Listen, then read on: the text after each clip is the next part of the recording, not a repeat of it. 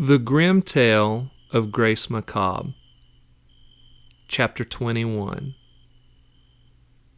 Ari slowed the car as they came around a wide, lazy curve. He pulled off the side of the road and turned to Grace. "I like coming here," he said, and pointed toward a vast field that spread out before them. They got out of the car and took in the scene. The field was awash with various grasses in a kaleidoscope of colors. Shades of purple, strokes of green, splotches of crimson, speckles of yellow and tan. The autumn sun painted the whole scene in a golden shimmer. Grace had lived in Nevermore her whole life and had thought that she had seen all there was to see. But this field was truly a sight that amazed her. "This looks almost unreal," she said. "The way the colors are blending together, it reminds me of an impressionist painting," Ari replied.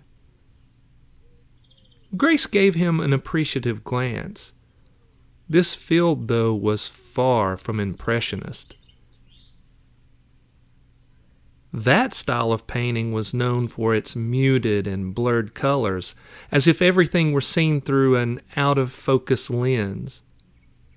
Uncle Jim had once told her that he felt Impressionism was a perfect metaphor for the human condition. He said that there is a profound beauty in the world that we can't see because our perception is dulled by our troubles and struggles and distractions. He said we can rarely, if ever during this life, see the true magnificence of God's creation. She didn't exactly get what Uncle Jim was talking about, but that statement had a deep, reflective beauty of its own. This field, however, was alive in its splendor. Every splash of color, every blade of grass, every petal of every flower existed with a magnificent clarity that radiated something that she was momentarily unable to describe. "I don't know if Impressionism is the right analogy," she said, looking for the right word to describe the field, hoping that when she found it, she wouldn't sound stupid. Then, a soft, cool breeze ruffled the grass and the fiery leaves of the trees beyond, and the word popped out of her mouth, surprising her. "It's glorious." Ari turned to her. There was a look on his face she couldn't describe. It was somewhere between admiration and disgust. Her heart sank for its indefinable quality.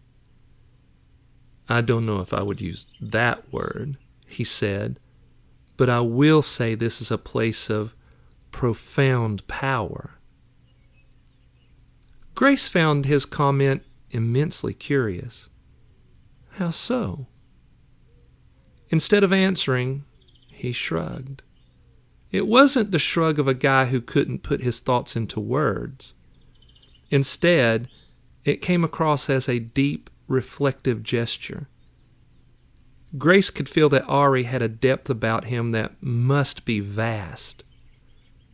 In fact, as she stood watching him, she got the sense that he was older than he appeared, much older, and much wiser of the world than she could ever be, and that both unnerved and excited her.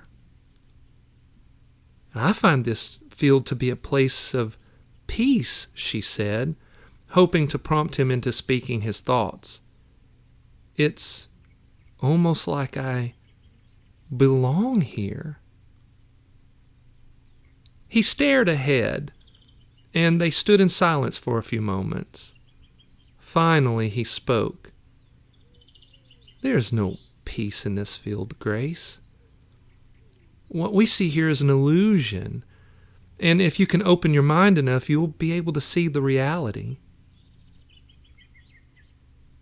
Grace didn't understand what Ari was saying, but she was intrigued. "How so?" she asked. "I see only a deep beauty." He turned to her, and his eyes radiated confidence in what he believed. "If we were to walk into this field, we would see that its beauty is only superficial," he said. "There are thousands of creatures struggling to live just one more moment before being eaten by another more powerful creature. There are insects feeding on the grass. There are mice feeding on the insects, and snakes are feeding on the mice. Even the snakes aren't safe. They are at the mercy of foxes, and they in turn are at the mercy of bears and coyotes." "Wow," she said. "I've never looked at it that way, but how does that show power?" His eyes became fierce in his conviction. The stronger creatures exert their power over the weaker, and people are like the creatures in this field, he said. "If you need proof, just turn on the news. It's full of stories about theft and violence and murder. Everyone is in some state of survival mode because others are exerting their power or influence over them." While there was truth in what Ari said, Grace was not quite ready to concede. "I can't argue with any of that, and I know there are some very bad people," she said. "But that's not everybody. Some people are good, like my mom." Ari shook his head. "The world is in a constant state of chaos, yet people act as if it isn't. They go about their days with happy faces that are completely fake. They work meaningless, soul-crushing jobs, and they ignore how dangerous this world is. Someone or something is always stalking us, ready to exert their power on us." Grace considered his logic. She thought about how her mother, who was successful and a good person, was miserable at the demise of her marriage. She also considered the fact that Nevermore was in a state of panic because of all the child abductions. Then she considered the terror she felt during the school shooting. "If that's true," she said, "how do I overcome this chaos?" Ari smiled. He was clearly glad she had asked this question. "By the power of your will." "The power of my will?" Grace said, and the phrase caused a door deep inside her mind to unlock. It seemed as if she could hear an audible click as the lock sprung open. The door itself remained closed, but what was hidden behind it was a profound understanding. Clearly, Ari had already stepped beyond the threshold and gained this knowledge. She wanted to understand too, so that she could be like him. "I see that you're close to understanding, Grace," Ari said, pressing on. "The glory of this field doesn't really exist. At best, it's a comforting ruse. At worst, it's a beautiful lie.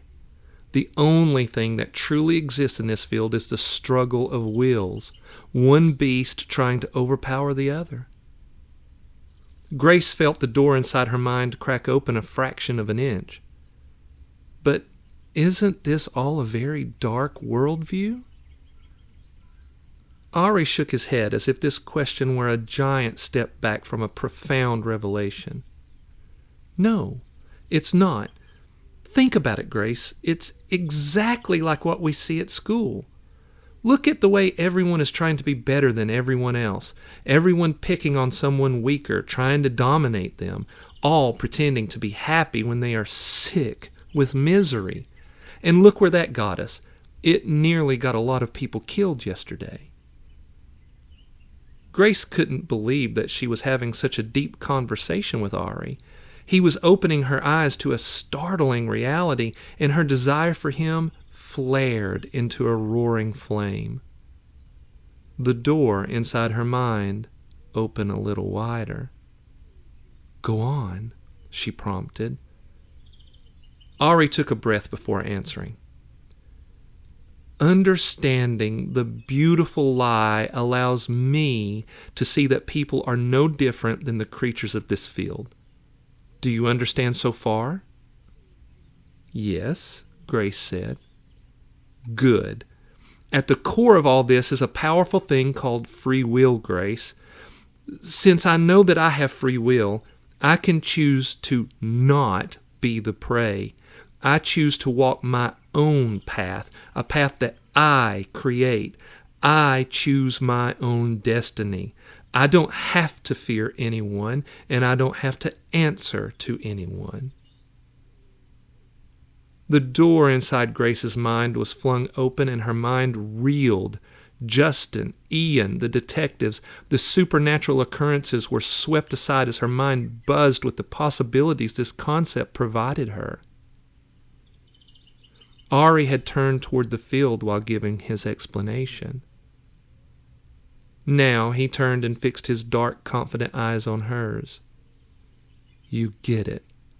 I can see it. Now use it. Take control.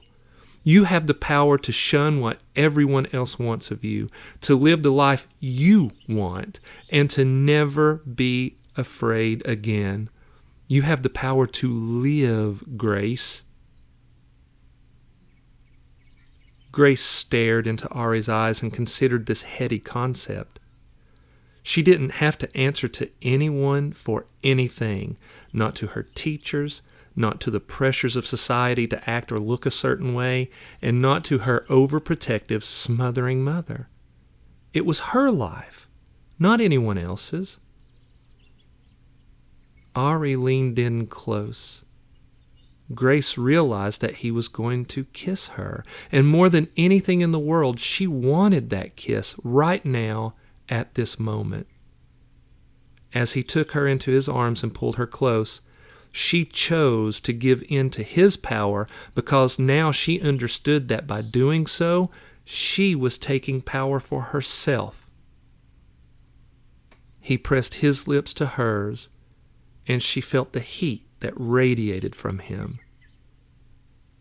And it was exhilarating.